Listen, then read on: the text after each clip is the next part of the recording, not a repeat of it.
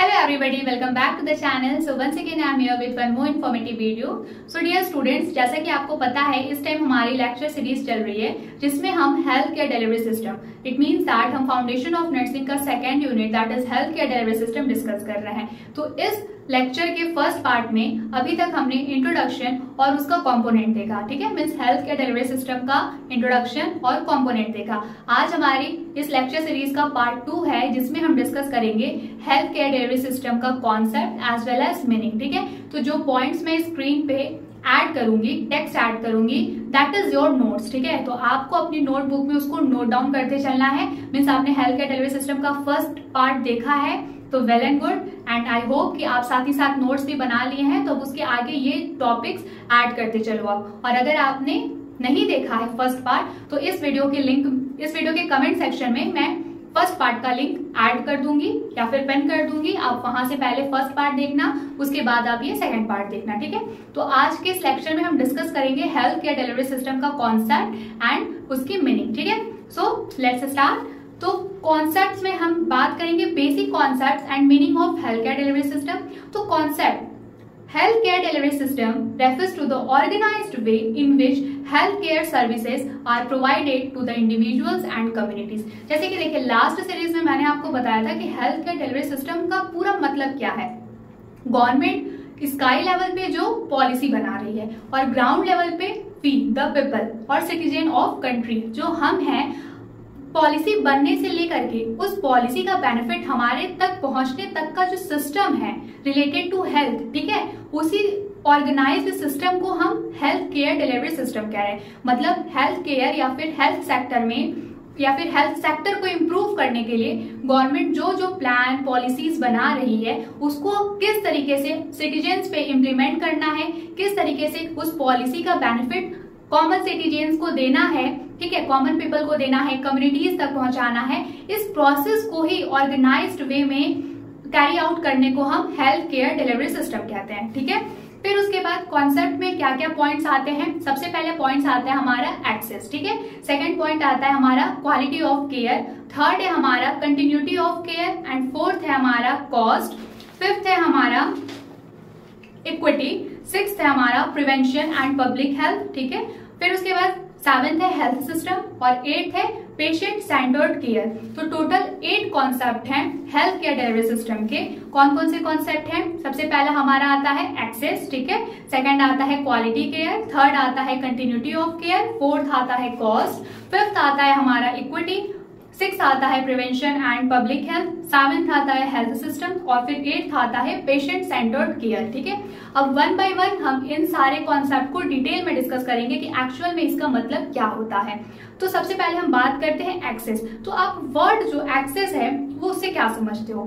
किसी availability, access means availability. जैसे आप बोलो कि अरे रे वो एक्सेसिबल है, हाँ आई कैन अफोर्ड दैट, अरे हाँ मैं तो उसको इजिली एक्सेस कर सकती हूँ। इट मीन्स दैट कि उस चीज की अवेलेबिलिटी मैं डायरेक्टली अपनी लाइफ में इम्प्लीमेंट कर सकती हूँ, दैट इज एक्सेस। तो हम यहाँ किसकी बात कर रहे हैं? हेल्थ केयर की। मीन्स जो हेल्थ फैसिलिटीज हैं वो इजिली अवेलेबल होना चाहिए हर एक इंडिविजुअल के लिए। अगर इंडियन सोसाइटी या फिर इंडियन गवर्नमेंट हेल्थ सेक्टर में कोई एक पॉलिसी लाती है, वो अपने इंडियन सिटीजन के लिए पॉलिसी लाती है, तो इंडिविजुअली सभी सिटीजन को वो पॉलिसी एक्सेसिबल होना चाहिए, सबके लिए इजिली अवेलेबल होना चाहिए। तो एक्सेस का थोड़ा हम स्टेटमेंट देख लेते हैं। Access refers to the ability of individuals to obtain necessary health services. Factors affecting access includes location, availability of services and affordability. देखो एक्सेस का मतलब फिर से सुनो, refers to the ability of individuals to obtain necessary health services. Access means ability, availability या ability. एक individual की ability इतनी होनी चाहिए, मतलब कोई अगर गवर्नमेंट हेल्थ से रिलेटेड पॉलिसी बना रही है तो उस पॉलिसी का जो बेनिफिट देने का प्रोसेस है उसको इस तरीके से ऑर्गेनाइज करना चाहिए, क्रिएट करना चाहिए जो कोई भी इंडिविजुअल इजिली उसको अपनी लाइफ में इम्प्लीमेंट करा सके या फिर इजिली उसका बेनिफिट ले सके। वो एक्सेसिबल होना चाहिए, ठीक है। एक लैंग्वेज, इजी लैंग्वेज यूज करो, इजी टू यूज, जिसका एक्सेसिबल या जिसकी क्षमता मतलब इतनी, जैसे फॉर एग्जांपल मैं एक आयुष्मान भारत का एग्जांपल लेके समझा रही हूँ क्योंकि आयुष्मान भारत को हर कोई जानता है।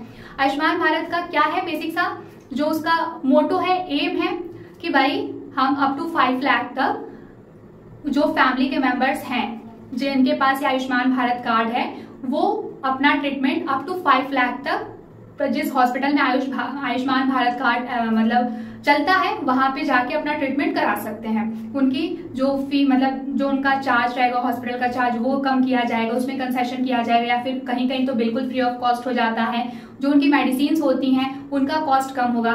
तो अब ये सारे बेनिफिट को पाने के लिए वही लोग उसका बेनिफिट ले सकते हैं ना जिनके पास आयुष्मान भारत का कार्ड है। तो आयुष्मान भारत कार्ड बनवाने का जो प्रोसेस है उसको इस तरीके से रखना होगा कि हर एक इंडिविजुअल इजीली उस कार्ड को बनवा पाए। तो हम मान लो अगर कुछ ऐसा सिस्टम है जिसके हेल्प से कोई भी individual easily Ayushman Bharat card बनवा ले रहा है, तो हम क्या बोलेंगे कि ये जो प्लान है, ये पॉलिसी आयुष्मान भारत कार्ड की, ये एक्सेसिबल है, इसको कोई भी इंडिविजुअल एक्सेस कर सकता है, पा सकता है। तो एक्सेसिबिलिटी क्या डिफाइन कर रही है? इंडिविजुअल की एबिलिटी, किसी भी एक सिंगल पर्सन की एबिलिटी जिसके बेसिस पे वो इंसान जो भी बेनिफिट है, जो भी पॉलिसी है, उसका सीधा सीधा लाभ उठा सकते हैं। ठीक है, इस टाइप की पॉलिसी होनी चाहिए। बट कुछ फैक्टर्स होते हैं जो एक्सेसिबिलिटी को डिफेक्ट करते हैं, फिर अफेक्ट करते हैं। तो वो कौन कौन से फैक्टर्स होते हैं? पहला तो आपका हो जाएगा लोकेशन, दूसरा अवेलेबिलिटी ऑफ सर्विसेज, तीसरा एफोर्डेबिलिटी। अब देखो, अब मैं रूरल एरिया से सिखाती हूँ क्योंकि मोस्टली जो ये हेल्थ सेक्टर्स में या हेल्थ केयर डिलीवरी सिस्टम में जो भी प्लान और पॉलिसी बनाया जाता है ये रूरल कम्युनिटीज के लिए बनाया जाता है। क्योंकि अर्बन एक कम्युनिटीज के जो लोग होते हैं, जो सिटी के लोग होते हैं, वो कहीं ना कहीं अवेयर होते हैं अपने हेल्थ को लेकर के, अपने ट्रीटमेंट को लेकर के। गवर्नमेंट के साइड से जो free of cost facilities provide कराई जाती हैं उसको लेके वो अवेयर होते हैं। लेकिन जो गाँव के लोग होते हैं उनको सारी चीजों का पता नहीं होता है। इनफैक्ट मैं अगर आपको एक डेली लाइफ का एग्जांपल दूं, जैसे कि अभी मैं फाइनल ईयर में हूँ, ठीक है, और मेरा जो मेन सब्जेक्ट है that is ओबीजी means obstetric and gynaecology, और कम्युनिटी हेल्थ नर्सिंग का सेकंड पार्ट। तो ऑब्स्टेट्रिक एंड गायनेकोलॉजी में हमारी जो पोस्टिंग होती है, क्लिनिकल पोस्टिंग, वो फीमेल डिस्ट्रिक्ट हॉस्पिटल में लगाया जाता है। तो जो कॉन्ट्रासेप्टिव प्रोविजंस होते हैं, अभी तक बहुत सारी ऐसी लेडीज आती हैं वहां पे जिनको एक्चुअल में पता ही नहीं है कि हाँ ये सारी चीजें भी हैं जिनसे वो प्रेगनेंसी डिले कर सकती हैं। उनको अपनी हेल्थ के रिगार्डिंग कोई अवेयरनेस ही नहीं है। उनको सिर्फ एक चीज पता है कि अगर उन्होंने कंसीव किया है एंड वो बेबी वो नहीं रखना चाहते तो जस्ट अबॉर्ट करा दो। बट अबॉर्शन के बाद के क्या कॉन्सिक्वेंसेस हो सकते हैं, उनकी हेल्थ पे क्या इफेक्ट पड़ सकता है, इन सारी चीजों के बारे में उनको पता ही नहीं है। जबकि हमारी गवर्नमेंट फ्री ऑफ कॉस्ट बहुत सारे ऐसे contraceptive provisions free of cost या डिस्ट्रीब्यूट करा रही है हॉस्पिटल्स में कि आप आओ, लेके जाओ, अपनी हेल्थ का ध्यान रखो। लेकिन जो विमेन्स हैं रूरल एरिया की, उनको पता ही नहीं है। जब हम उनको बताते हैं कि आप ऐसे मतलब ऐसे इस तरीके से आप कॉन्ट्रासेप्टिव यूज कर सकती थी, देन उनका रिएक्शन ऐसा होता है, अच्छा ऐसा भी होता है क्या कुछ। तो उस टाइम में मेरे को रियलाइज हुआ कि गवर्नमेंट पॉलिसी जस्ट बना दे रही है, प्रोडक्ट्स अवेलेबल करा दे रही है, इट्स नॉट एनफ। लोगों के बीच में अवेयरनेस होना भी बहुत ज्यादा जरूरी है। तो यही फैक्टर है जो मैंने बोला। जैसे सबसे पहला लोकेशन, मान लो गवर्नमेंट ने आयुष्मान भारत कार्ड, ठीक है, जन औषधि केंद्र जैसी योजनाएं लाए, ठीक है, लेकिन वो गांव के मान लो कोई एक ऐसा लोकेशन है जो बहुत ही आउटर एरिया में कोई एक रूरल कम्युनिटी है, ठीक है, उनके आसपास कोई मेडिकल स्टोर नहीं है, उनके आसपास कोई अच्छा हॉस्पिटल नहीं है। आशा वर्कर जो गांव-गांव जा करके जो भी गवर्नमेंट के साइड से हेल्थ से रिलेटेड जो भी प्लान पॉलिसीज आती हैं उनको बताती हैं, उनके गांव में ऐसी कोई आशा नहीं है। तो आप बताओ उस लोकेशन पे रह रहे लोगों को क्या हेल्थ केयर डिलीवरी सिस्टम का जो भी अच्छे प्लान्स हैं, पॉलिसीज हैं, जो बेनिफिट्स हैं, वो उनको मिल पाएगा? नहीं मिल पाएगा ना। तो एक्सेसिबिलिटी में एक बहुत बड़ा फैक्टर होता है दैट इज लोकेशन। और क्या होता है? Availability of services. भाई देखो, लोकेशन अगर मान लो गवर्नमेंट तो बहुत सारे प्लान बना रही है कि चलो आप free of cost district hospital में आओ, फ्री ऑफ कॉस्ट इतनी सारी मेडिसिन लेके जाओ, कॉन्ट्रासेप्टिव्स लेकर के जाओ, लेकिन डिस्ट्रिक्ट हॉस्पिटल किसी के घर से बहुत ज्यादा दूर है, वो इंसान आ ही नहीं सकता वहां तक, उसके पास इतने पैसे ही नहीं है कि वो ट्रांसपोर्टेशन का कॉस्ट पे करके डिस्ट्रिक्ट हॉस्पिटल आए और फ्री ऑफ कॉस्ट अपना ट्रीटमेंट करा के जाए। तो गवर्नमेंट कितने भी प्लान्स बना ले, लेकिन वो इंसान के घर से डिस्ट्रिक्ट हॉस्पिटल बहुत ज्यादा दूर है, तो क्या वो उसका बेनिफिट उठा पाएगा? नहीं उठा पाएगा। तो एक्सेसिबिलिटी में एक फैक्टर ये मैटर करता है कि लोकेशन क्या है, अवेलेबिलिटी ऑफ सर्विसेज क्या है, और थर्ड है एफोर्डेबिलिटी। भाई कि इंसान उसको एफर्ट, जैसे कि भी मैंने बताया मान लो डिस्ट्रिक्ट हॉस्पिटल में आपको फीवर, कोल्ड, बॉडी पेन, ठीक है, कॉन्ट्रासेप्टिव डिवाइसेस, सारी चीजें फ्री ऑफ कॉस्ट मिल रही हैं। लेकिन आपके घर से डिस्ट्रिक्ट हॉस्पिटल आने का जो किराया है, ऑटो का जो पैसा लग रहा है, बस का जो पैसा लग रहा है, जो ट्रांसपोर्टेशन चार्ज है, वो पे करने के लिए आपके पास पैसे नहीं है, तो क्या आप हॉस्पिटल आ करके फ्री मेडिसिन मिलने वाले बेनिफिट को एक्सेस कर पाओगे, उसको अपनी लाइफ में यूज में ला पाओगे, अवेलेबिलिटी ला पाओगे? नहीं ला पाओगे ना।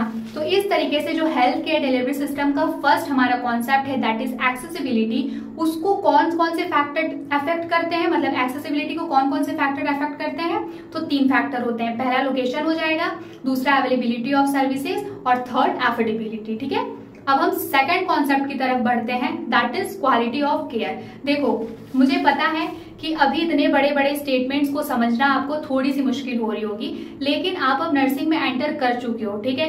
अब इन सारे स्टेटमेंट्स को आपको अपनी डेली लाइफ से रिलेट कर करके पढ़ना पड़ेगा, तभी आपको समझ में आएगा। शुरुआत हमेशा 0 लेवल से होती है, लेकिन पढ़ते पढ़ते आपको सारी चीजें समझ में आने लगेंगी। जस्ट आप वर्ड से समझ लोगे कि अच्छा ये इस टॉपिक से रिलेटेड है, ओ तो ये इस डिजीज कंडीशन से रिलेटेड है। टाइम लगेगा, तो पैनिक मत होना। अगर आपको लेक्चर बोरिंग लगे तो मैं अपने सभी लेक्चर्स में ट्राई करूंगी कि मेरा अपकमिंग लेक्चर्स जो मेरे प्रीवियस लेक्चर्स हैं उससे अपडेटेड हो, उससे ज्यादा अच्छा अंडरस्टैंडिंग मैं आप लोगों के सामने ला पाऊं, मतलब वो इजिली अंडरस्टैंडेबल हो।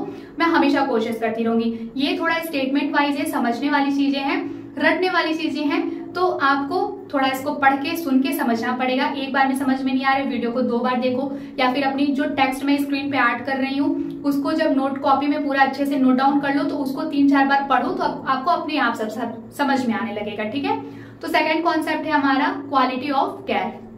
क्वालिटी ऑफ केयर से क्या समझते हो? जो हेल्थ केयर प्रोवाइड हो रहा है उसमें क्वालिटी होनी चाहिए। जैसे कि आप हॉस्पिटल में जाते हो तो आपको, जस्ट मैं छोटा सा एक एग्जाम्पल दे के समझा रही हूँ।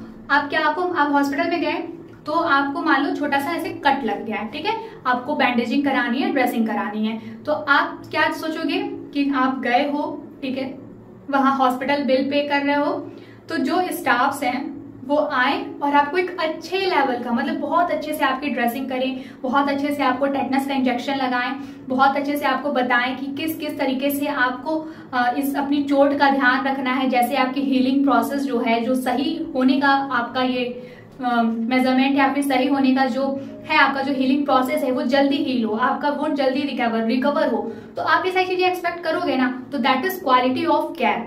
तो क्वालिटी ऑफ केयर भी एक कॉन्सेप्ट होता है हेल्थ केयर डिलीवरी सिस्टम का, मतलब कि जो पॉलिसीज बनती हैं वो कम्युनिटीज तक पहुंचती हैं, उसमें ध्यान रखा जाता है कि ऐसी पॉलिसीज बनाओ जब कोई बंदा या कोई भी इंडिविजुअल इंसान डिस्ट्रिक्ट हॉस्पिटल में आए, जो भी गवर्नमेंट हॉस्पिटल है, पीएचसी, सीएचसी, सब centres, district hospital, medical hospital, central hospitals, किसी भी गवर्नमेंट हॉस्पिटल में आए तो उसको क्वालिटी ऑफ केयर मिले, मतलब एक अच्छी क्वालिटी का केयर मिले, जिससे उसका ट्रीटमेंट अच्छा हो पाए, उसकी रिकवरी जल्दी हो जाए, उसका हीलिंग प्रोसेस अच्छा हो। ठीक है, तो क्वालिटी ऑफ केयर को अगर डिफाइन करना होगा तो स्टेटमेंट में कैसे डिफाइन करोगे आप?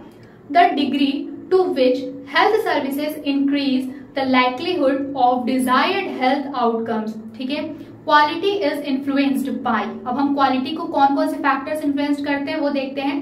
Competence of providers, technology used and the effectiveness of care process. देखो, क्वालिटी ऑफ केयर का मतलब कि वो तरीका जिससे आपका जो भी आपका ट्रीटमेंट प्रोसेस चल रहा है वो बहुत अच्छा हो, इम्प्रूव्ड लेवल पे हो, स्टैंडर्डाइज्ड लेवल पे हो। तो कौन कौन से ऐसे फैक्टर्स हैं जो केयर की क्वालिटी को डाउन कर सकते हैं? तो सबसे पहला क्या आ जाएगा हमारा?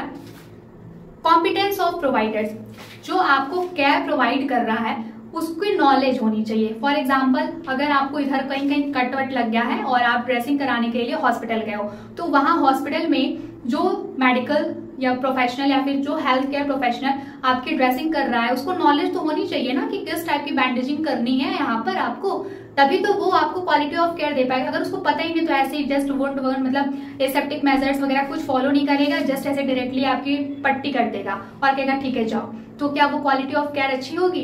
नहीं होगी ना। तो हाई स्टैंडर्ड की क्वालिटी वाली केयर के लिए हमें क्या पहला मैटर चाहिए कि जो इंसान वो पर्टिकुलर केयर आपको प्रोवाइड कर रहा है उसके पास उस फील्ड के रिलेटेड पूरी नॉलेज होनी चाहिए, उसकी अच्छी प्रैक्टिस होनी चाहिए। ठीक है, फिर उसके बाद टेक्नोलॉजी यूज्ड। फॉर एग्जाम्पल, आप ऐसे किसी हॉस्पिटल में गए हो, ठीक है, जहां पे स्टेरिलाइजेशन का ध्यान नहीं रखा जा रहा है। स्टेरिलाइजेशन क्या होता है? हम माइक्रोब्स को कम करते हैं, जैसे कि जो हम इंस्ट्रूमेंट यूज कर रहे हैं उसको हम virus free, bacteria free, microbes free बनाते हैं, दैट इज स्टेरिलाइजेशन। ठीक है, तो एक अच्छा हॉस्पिटल है जहां पे इन सारी चीजों का बहुत अच्छे से ध्यान रखा जा रहा है, तो इन्फेक्शन रेट कम है।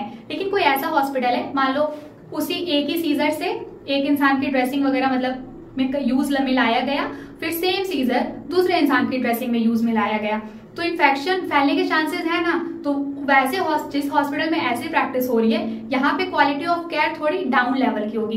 बट वहीं एक दूसरा हॉस्पिटल है जहाँ पे किसी भी इंस्ट्रूमेंट को एक बार यूज करने के बाद तुरंत उसको ऑटोक्लेविंग के लिए भेजा जा रहा है, तुरंत उसको स्टेरिलाइजेशन के लिए भेजा जा रहा है, तो वहां पे जो क्वालिटी ऑफ केयर आपको मिल रही है वो हाई स्टैंडर्ड की क्वालिटी ऑफ केयर मिल रही है। तो इट मीन्स दैट कि हेल्थ केयर डिलीवरी सिस्टम में केयर की क्वालिटी एक बहुत बड़ा कॉन्सेप्ट है। तो मतलब कि हेल्थ केयर डिलीवरी सिस्टम जब भी अपने लिए कोई पॉलिसी प्लान करता है या कोई भी ऑर्गेनाइजेशन या सिस्टमैटिक वे में हेल्थ केयर फैसिलिटीज प्रोवाइड कराता है, तो ये ध्यान रखता है कि जो केयर मिल रहा है पेशेंट्स को उसमें क्वालिटी होनी चाहिए, अच्छी क्वालिटी का केयर मिलना चाहिए। तो ये उसका कॉन्सेप्ट होता है। ठीक है, फिर उसके बाद आता है हमारा continuity of care. Third concept है कंटिन्यूटी ऑफ केयर।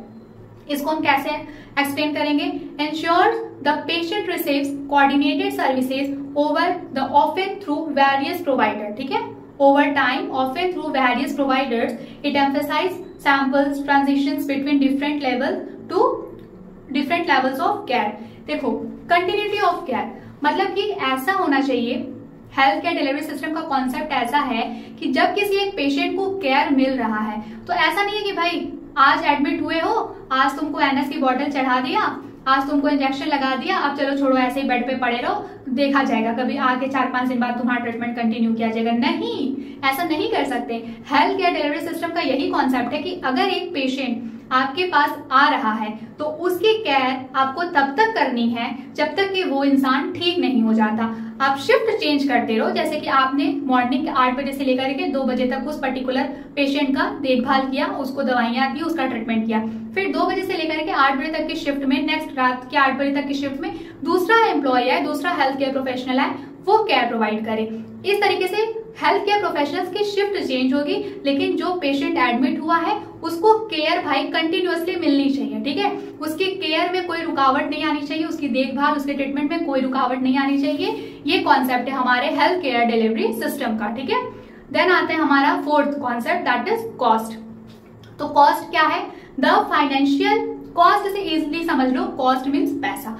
तो मैं इसको पहले सिंप्लीफाई करने की कोशिश कर देती हूँ। कॉस्ट से मतलब गवर्नमेंट जब भी कोई हेल्थ केयर पॉलिसीज बनाती है तो वो इस बात का ध्यान रखती है कि उस पॉलिसी को इंसान को अप्लाई करने में या फिर उसका बेनिफिट उठाने में जो एक इंडिविजुअल है उसको बहुत ज्यादा पैसे खर्च करने की जरूरत ना पड़े, वो कम कॉस्ट का हो। जैसे कि जन औषधि केंद्र का यही मोटो है कि जो भी ड्रग्स, जो भी मेडिसिन उस मेडिकल स्टोर पे अवेलेबल है वो आपको कम पैसे में मिलेगी, उसका कॉस्ट कम होगा in comparison to other medical stores जहां पे जन औषधि केंद्र जैसे पॉलिसीज लागू नहीं होते हैं। ठीक है, तो कॉस्ट कैसे एक्सप्लेन करोगे? The financial implications of health care delivery which include direct cost like insurance and out of pocket expenses and indirect cost like lost productivity due to illness. The financial implications of health care delivery which can include direct cost like insurance, pocket expenses and indirect like lost productivity due to illness। तो भाई concept वही जैसे मैंने बताया कि ऐसा होता है हेल्थ केयर डिलीवरी सिस्टम का, जो भी पॉलिसीज बनाई जाती है इस चीज को ध्यान में रख के बनाई जाती है कि पॉलिसी बन रही है और इंडिविजुअल ग्राउंड लेवल पे जो सिटीजन्स हैं उन तक पहुंच रही है। तो जो ग्राउंड लेवल पे सिटीजन्स हैं जब वो उस पॉलिसी का, उस फैसिलिटी का लाभ उठाएं तो उनकी पॉकेट पे भारी वजन नहीं पड़ना चाहिए, उनकी पॉकेट का खर्चा ज्यादा नहीं होना चाहिए, वो कॉस्ट इफेक्टिव ट्रीटमेंट होना है। ठीक है, तो हेल्थ केयर डिलीवरी सिस्टम का यही कॉन्सेप्ट होता है कि जो भी पॉलिसीज है वो कॉस्ट इफेक्टिव हो, ठीक है, कॉस्ट फ्रेंडली हो, बहुत ज्यादा एक्सपेंसिव ना हो। देन आता है equity. Equity is just like equality. ठीक है, फिफ्थ कॉन्सेप्ट है इक्विटी। इसको आप एक्सप्लेन करोगे, ensures that all individuals have fair access to health care services, ठीक है, regardless of socio economic status, race और जोग्राफिक लोकेशन। मैंने पहले बता दें, equity is same as equality.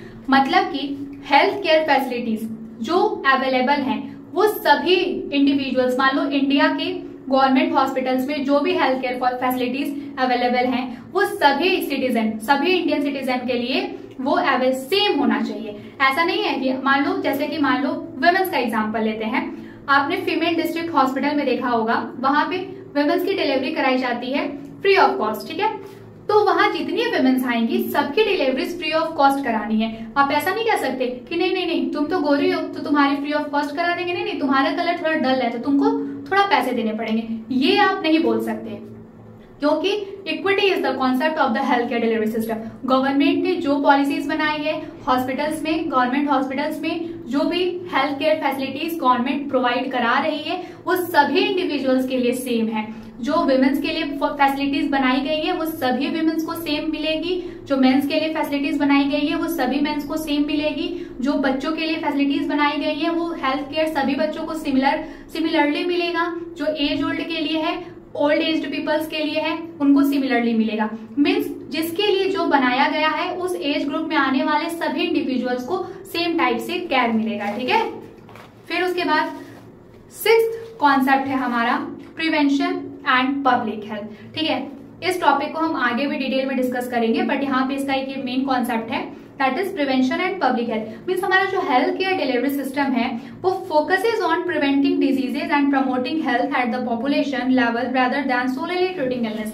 देखो हेल्थ केयर डिलीवरी सिस्टम पूरे लोगों के लिए काम करता है। पॉलिसी बनती है तो सभी सिटीजन्स को ध्यान में रख के बनती है, किसी एक इंसान को ध्यान में रख के नहीं बनती है। तो यही है कि हेल्थ केयर डिलीवरी सिस्टम का ये एम होता है, ये गोल होता है कि वो रोग मतलब बचाव भी करें किसी भी इलनेस से, किसी भी डिजीज कंडीशन से, कम्युनिटी को सेफ भी करें इन केस अगर वो डिजीज कंडीशन हो जाती है। सबसे पहला तो ये होता है कि मान लो एक हम डेंगू का एग्जांपल दें तो गवर्नमेंट पहले इतने सारे प्रिवेंटिव मेजर्स बना देती है कि आपको, जैसे बहुत सारे एड्स चलने लगते हैं, एडवर्टीजमेंट के लिए वीडियोस होने लगता है, नुक्कड़ नाटक करवाती है government, ASHA worker door to door जा करके लोगों को अवेयर करती हैं कि आपको डेंगू से किस तरीके से बचना है। तो दैट कम्स अंडर प्रिवेंशन, ठीक है।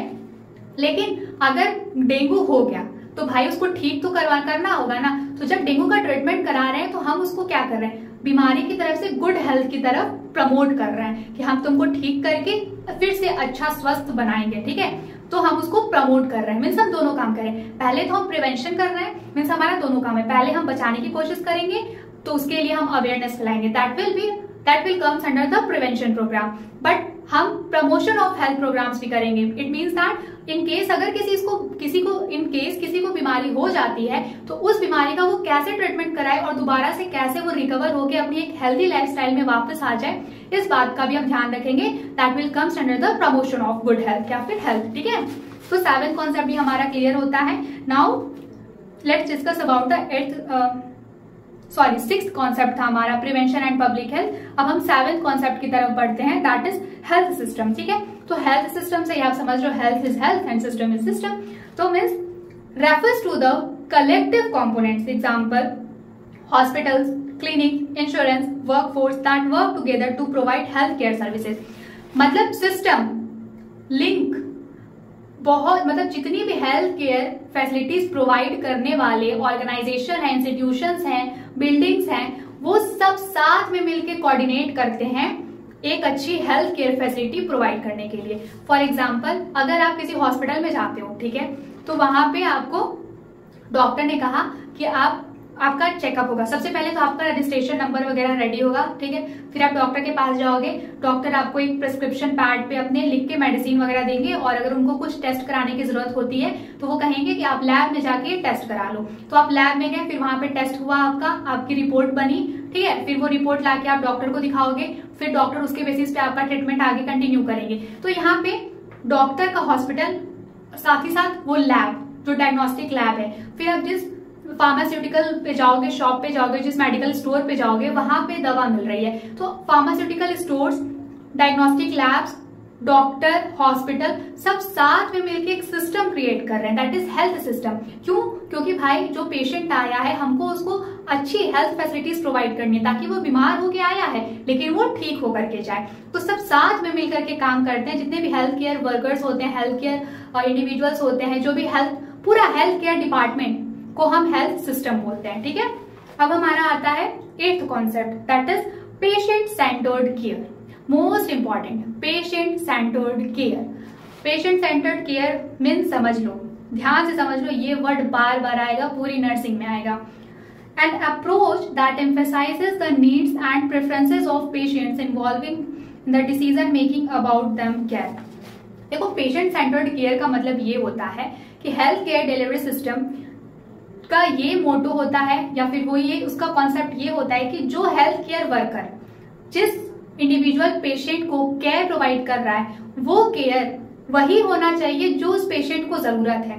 फॉर एग्जाम्पल, अगर आपके पास कोई पेशेंट आया है, आप नर्स हो, आपके पास कोई पेशेंट आया है जिसको कार्डियक रिलेटेड इश्यूज है, मीन्स उसको दिल, हार्ट बोल लो, ठीक है, या सर्कुलेटरी सिस्टम का कोई डिजीज कंडीशन है, तो आप जितने भी केयर दोगे उसको, आप ऐसी केयर दोगे ना जो उसको मतलब उसके डिजीज कंडीशन को मेंटेन करने में या फिर सही करने में हेल्प करे। ऐसा तो है नहीं कि भाई उसको हार्ट की तकलीफ है, आप उसको सांस की बीमारी का इलाज बता रहे हो या फिर लंग्स की बीमारी का इलाज बता रहे हो। नहीं, आप हार्ट के लिए वो आपके पास आया है तो आपको उसको वैसा ट्रीटमेंट देना है, वैसा केयर देना है कि उसका जो हार्ट का इश्यूज है, जो भी उसका कार्डियो का इश्यू है, वो ठीक हो जाए। तो मतलब जिस चीज की बीमारी है हम उसी का एग्जैक्टली उसी का इलाज करें, that is patient centred care. ठीक है, पेशेंट की जैसी जरूरत है वैसा उसका इलाज हो रहा है।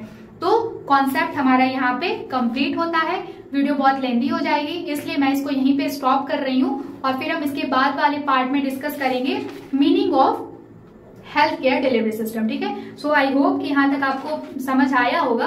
देखो, मीनिंग तक थोड़ा ऐसे स्टोरी जैसा है, लेकिन उसके बाद से बस ये इतना भी ज्यादा स्टोरी नहीं है, कॉन्सेप्ट तो समझना पड़ेगा ना। बस ये है कि स्टेटमेंट है, बहुत ज्यादा कुछ साइंटिफिक नहीं है, बट स्टेटमेंट है। जब ये बेसिक स्टेटमेंट क्लियर रखोगे माइंड में, तभी आप हॉस्पिटल सिस्टम को पढ़ पाओगे, समझ पाओगे। ठीक है, तो इसके बाद हम मीनिंग डिस्कस करेंगे इसके बाद वाले सीरीज में, और फिर उसके बाद हम level of illness, level of prevention, hospitalization, organization, staffing, ये सारी चीजें पढ़ेंगे। तो वो सब थोड़ा इंटरेस्ट रहेगा आपको पढ़ने में। तो इस वीडियो के लिए इतना ही। नोट्स साथ ही साथ बनाते चलना, कुछ भी बैकलॉग में मत रखना कि अरे चलो वीडियो देख लिया नोट्स बाद में बना लेंगे। नहीं, मैं इतनी मेहनत इसलिए कर रही हूँ ताकि आपके लिए वो अच्छा हो, यूजफुल हो। ठीक है, तो कमेंट सेक्शन में मुझे ये भी बताना कि कितने लोग वीडियो देखते देखते नोट्स भी बनाते हो। जितने अच्छे से मेहनत करोगे, मैं उतना जल्दी फ्री ऑफ कॉस्ट सारी वीडियो लेक्चर्स अपलोड करती चलूंगी। ठीक है, तो हेल्दी रहो, हेल्थ का पूरा ध्यान रखो, खाते पीते रहो, पढ़ाई करते रहो। ठीक है, हम जल्दी मिलेंगे नेक्स्ट पार्ट में जिसमें हम डिस्कस करेंगे meaning of health care delivery system. ठीक है, चैनल को सब्सक्राइब कर लेना और बेल आइकन प्रेस कर देना, तभी तो जो भी अपकमिंग लेक्चर्स आएंगे उसका नोटिफिकेशन आप तक पहुंचेगा ना। ठीक है, so thank you so much for watching this video. हम जल्दी मिलेंगे नेक्स्ट वीडियो में।